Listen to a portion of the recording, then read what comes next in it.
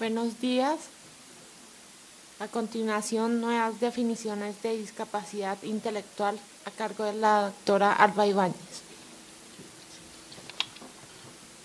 La doctora Alba Ibáñez, como contamos ayer, es profesora investigadora de la Universidad de Cantabria, doctora en Psicología de la Discapacidad y miembro del Instituto INICO de la Universidad de Salamanca.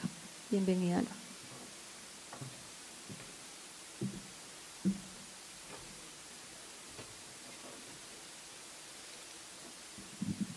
Muy buenos días a todos, bienvenidos. El marco en el que nos vamos a mover en este primer bloque trata un poco de ubicarnos en ese cambio, en esa transición de paradigma que desde hace ya a principios del siglo 1921, que iniciaba la Asociación Americana de Discapacidades Intelectuales y del Desarrollo, enunciando una primera definición, venimos abordando y reconceptualizando en la medida que han surgido avances en investigación en este campo. Vamos a articular este bloque con tres ponencias. Una primera que tiene que ver con conceptualizar qué entendemos por discapacidad intelectual en el siglo XXI, para pasar la voz a mis compañeras que profundizarán un poco más en algunos aspectos que esta definición plantea y propone.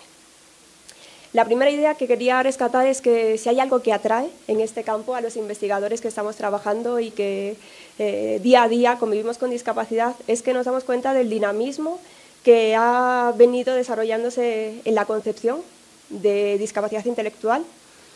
Y queríamos enfatizar en este espacio de media hora algunos aspectos claves que nos ayudan a entender a qué nos referimos cuando hoy en día hablamos de discapacidad intelectual, ¿sí?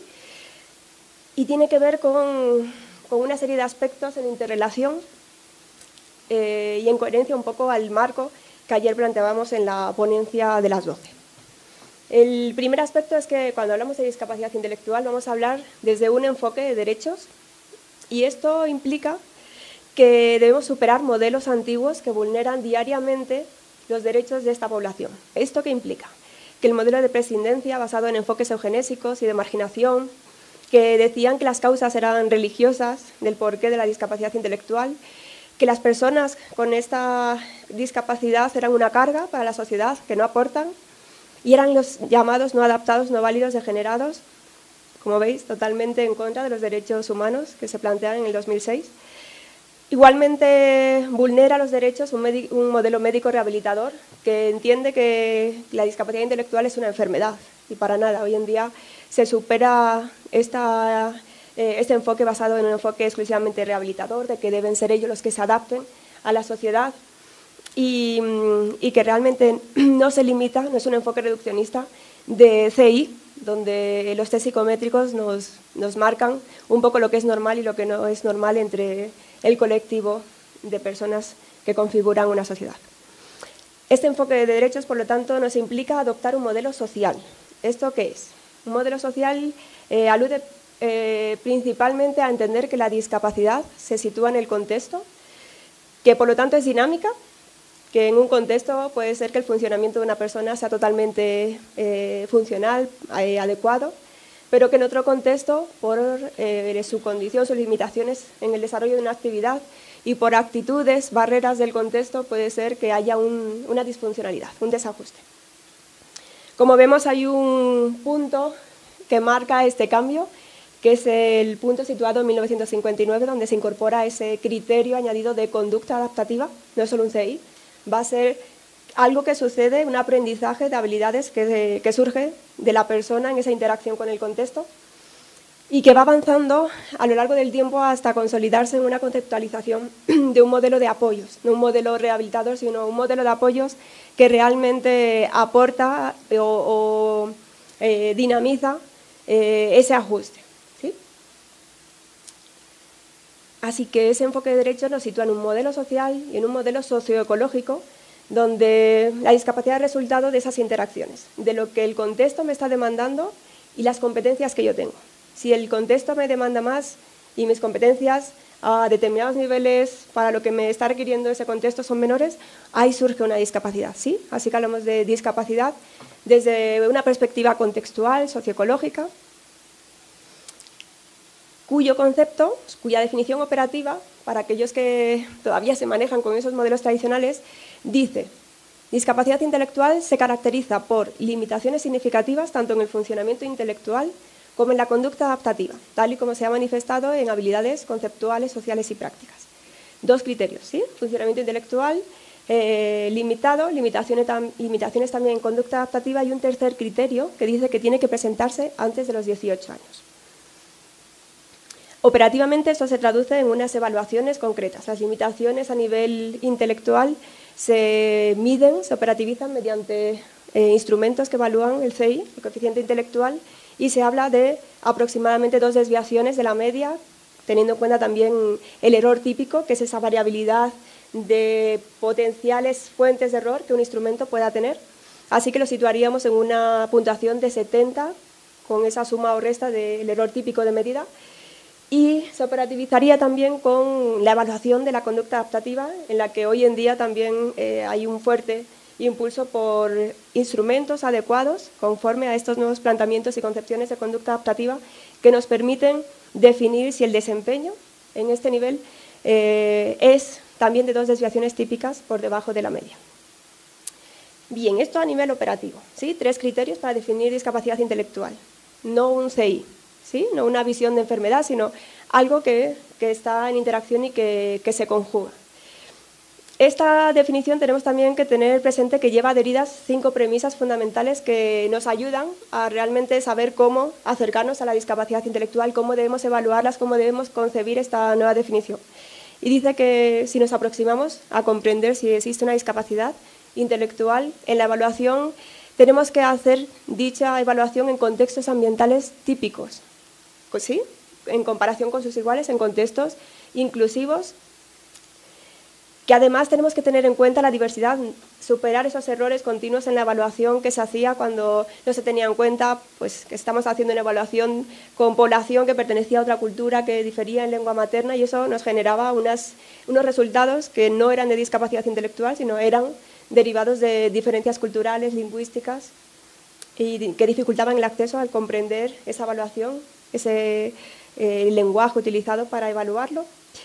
Muy importante también la tercera premisa, que dice que la evaluación no solo nos vamos a fijar en lo negativo, en las limitaciones. Aquí resaltamos también capacidades, ¿sí?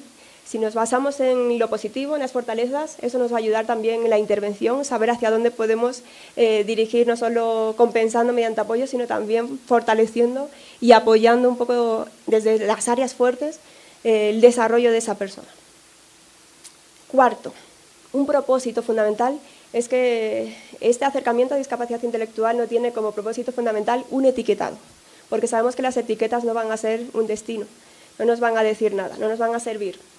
Un propósito importante de describir, acercarnos a esa evaluación, es precisamente definir qué necesidades de apoyo tiene esa persona para poder planificar, para poder intervenir, para poder alcanzar unos resultados personales mejores, deseados, y por lo tanto impactar en su calidad de vida. Y la quinta premisa que nos dice es que tengamos en cuenta que si conseguimos reconocer esas necesidades, si conseguimos dar los apoyos que esa persona está necesitando, seguramente durante un tiempo veremos cómo su funcionamiento mejora. Así que tenemos que partir de no olvidarnos de esa definición operativa, de esas premisas que la clarifican y que permiten comprender mejor cómo tenemos que hacer esa evaluación. Pero no tenemos tampoco que olvidarnos que esa definición operativa se complementa y se comprende y amplía su mirada desde una definición constitutiva. ¿Y esto qué quiere decir? Quiere decir que hay una serie de aspectos también que construyen esa definición. Aspectos definidos en dimensiones. Estamos hablando de discapacidad intelectual desde un enfoque, por lo tanto, multidimensional, que dice pues eso, que la discapacidad tiene que ver con un desajuste que provoca un mal funcionamiento de la persona, y que los apoyos juegan un papel clave, por eso están ahí en el medio. ¿Sí? Van a mediar para que ese funcionamiento individual sea ajustado o no sea ajustado. Y ese funcionamiento individual va a ser resultado de 5 dimensiones que aquí se presentan. Habilidades funcionales, es decir, obviamente en el funcionamiento va a impactar esa capacidad mental general, que tiene que ver con su capacidad de razonar, de planificar, de resolver problemas, de su capacidad de pensamiento abstracto, ¿sí? pero también hay que tener en cuenta su conducta adaptativa, es decir, qué habilidades ha aprendido y consigue poner en práctica, habilidades conceptuales, sociales y prácticas de la vida en el día a día. Una tercera dimensión clave que se recoge a partir del 2002, que tiene que ver con la dimensión de participación, es decir, el desempeño de esa persona ante diferentes actividades, en diferentes contextos, el rol social que juega esa persona, y sus interacciones con diferentes agentes, con diferentes contextos. Cuarta dimensión, salud. Salud entendida como estado completo de bienestar físico, mental y social, y contexto entendido como aspectos ambientales, actitudinales, físicos, sociales, pero también personales. Qué estilo de aprendizaje, qué motivación, qué estrategias de afrontamiento, qué estilo de vida tiene esa persona. Todo ello, en interacción, en conjugación, nos permitirá saber qué grado de funcionamiento tiene esa persona y si necesita apoyos, para que realmente su funcionamiento sea el adecuado, el que permite que responder, ¿no?, a esas demandas del contexto. Como veis, tiene su fundamento y totalmente su coherencia con el modelo de la CIF, la Clasificación Internacional de Funcionamiento, Salud y Discapacidad, porque si os dais cuenta, hablábamos como primera dimensión las habilidades intelectuales que se encajarían aquí, en esa función mental de la persona. Se habla también de una conducta adaptativa que surge del desarrollo de esa actividad. Se habla de una participación, que recoge también la CIF. Se habla de un concepto de salud que deriva de todo ello, de ese bienestar completo. Y se habla de factores del contexto a nivel ambiental y a nivel personal. Así que el concepto de discapacidad intelectual lo recoge absolutamente o está asentado en el planteamiento de la CIF de la Organización Mundial de la Salud. Así que hablaríamos de salud en positivo y de discapacidad cuando existen alteraciones a nivel orgánico, hay limitaciones en actividad y hay restricciones en la participación, ¿sí? Así que discapacidad implica ese término paraguas que englobaría todo ello. Y se habla desde una perspectiva sistémica, con el micro, el meso, el macro sistema, y a lo largo del tiempo, desde una perspectiva también de cronosistema. A lo largo del tiempo surgen una serie de experiencias que me van a condicionar y van a hacer también que mi desarrollo sea uno o sea otro, avance, se estanque, retroceda. Así que derechos, multidimensionalidad, modelo de desarrollo. En discapacidad vamos a tener que romper con esto, que la normalidad precisamente es un constructo absolutamente artificial, que lo natural, que lo que existe, nos quede claro que es la diversidad. Todos y cada uno de ustedes, todos y cada uno de nosotros somos diversos, así que discapacidad, podríamos hablarlo desde un principio de continuidad. Todos somos, de hecho, en potencia, personas con discapacidad. Nacemos con unas necesidades porque todavía no hemos desarrollado unas capacidades para responder a ese entorno que nos exige. Y seguramente a medida que nos hacemos mayores, pues de nuevo nos volvemos también con necesidades funcionales importantes. Y ese modelo de desarrollo implica que en la evaluación que realicemos, coherente con esa multidimensionalidad, sea también multicomponente, ¿sí? No hay una evaluación basada en un CI, sino hay una evaluación que va a precisar de una historia clínica. De ahí la importancia de este encuentro de pediatría y discapacidad. Los pediatras van a tener que aportar mucho de esa historia clínica que va a marcar el conocer a la persona que tenemos delante.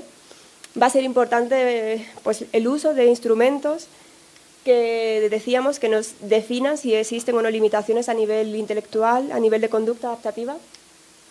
Va a ser clave la entrevista familiar. Escuchemos a las familias.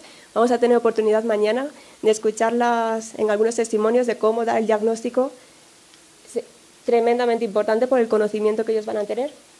Y observemos también cómo se manifiestan, no solo en el contexto de la clínica, sino en sus contextos habituales donde todos nos movemos, en la escuela, en la comunidad, en los servicios de una biblioteca, de servicios sanitarios, ¿sí? Así que no es el fin, no queremos diagnosticar, sino que la evaluación debe ser el medio para poner las medidas y los apoyos que nos conduzcan hacia una mejor calidad de vida deseada y proyectada por esa persona. Clave también, que la evaluación que hagamos sea una evaluación de necesidades sentidas y no normativas o objetivas. Esto quiere decir, que conozcamos, hagamos el esfuerzo de conocer qué es lo que la persona quiere o percibe como necesario en su vida y no lo que el profesional experto o científico del ámbito social define como una necesidad, pues en una situación de evaluación individualizada, estandarizada, que resulta de unos instrumentos estandarizados. Así que, modelo de desarrollo diferente, dirigido a calidad de vida.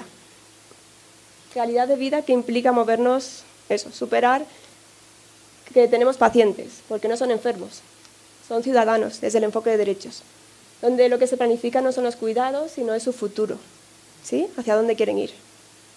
Donde las decisiones no lo toma el especialista, el médico, el psicólogo, el terapista ocupacional, sino la persona con su círculo de apoyos.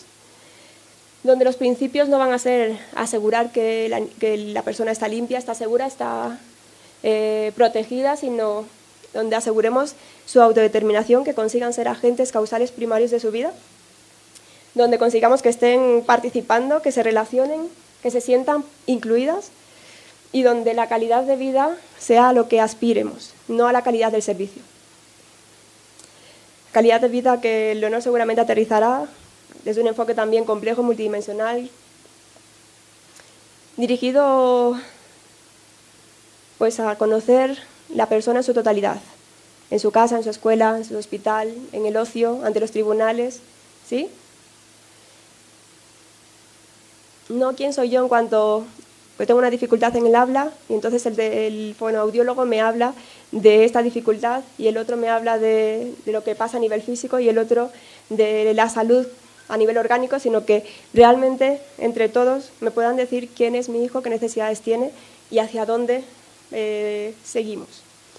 Así que hablamos de la persona con su competencia personal que se pone de manifiesto en diferentes actividades vitales que surgen en diversos entornos y que también es importante, en este contexto, que tengamos presente que hay también una comorbilidad de problemas potenciales a nivel médico y a nivel conductual. Pero que ellos no van a ser la tónica, sino que van a ser, como pongo aquí, excepcionales, ¿sí?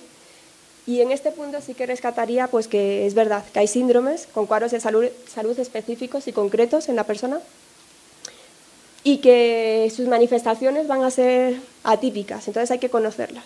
En algunos casos van a ser atípicas y en otro caso no se van a manifestar esa dolencia, con lo cual esto puede habitualmente llevar a falsos diagnósticos. A menudo pues, una persona puede ser que no sepa cómo explicar eso que le ocurre y que de pronto se aísle, esté más irritable, tenga cambios de humor. Eso no significa que tenga ni una depresión ni una esquizofrenia, simplemente pues, que manifiesta de otra manera otra dolencia, otra sintomatología. Así que esto da como consecuencia que se diagnostique otra cosa que no es, se trate lo que no existe y no se trate lo que existe, acompañado habitualmente en esta población con un uso y abuso de fármacos psicotrópicos, antiepilépticos, antidepresivos, ansiolíticos, sin tener en cuenta pues, que a veces el origen no es una causa orgánica, sino es una causa que proviene del contexto. Y eso conviene hacer una evaluación funcional en profundidad, descartar realmente que no viene del orgánico y, por lo tanto, evitar usar medicamentos cuando realmente la solución está en el contexto y en la situación que él vive o ella vive. Así que les animo a mejorar el conocimiento de los factores específicos de riesgo, de cómo se presentan en esta población, que promuevan el que haya una observación real y atenta por parte de los cuidadores, de sus familiares, de sus apoyos naturales, realizar exploraciones periódicas de forma reglada, cubriendo al menos los aspectos más básicos y, como digo, medicar después de haber hecho una importante y minuciosa evaluación funcional que descarte otras causas orgánicas. Y finalmente, todo ello implica un cambio organizacional. Implica que realmente la mirada no está en el servicio, en rehabilitar, como hemos dicho, sino que realmente a lo que aspiremos sea a construir sistemas de apoyos individualizados, apoyos ajustados a sus necesidades sentidas, donde los protagonistas sean el individuo y su familia y nosotros seamos mediadores para que su funcionamiento sea en contexto.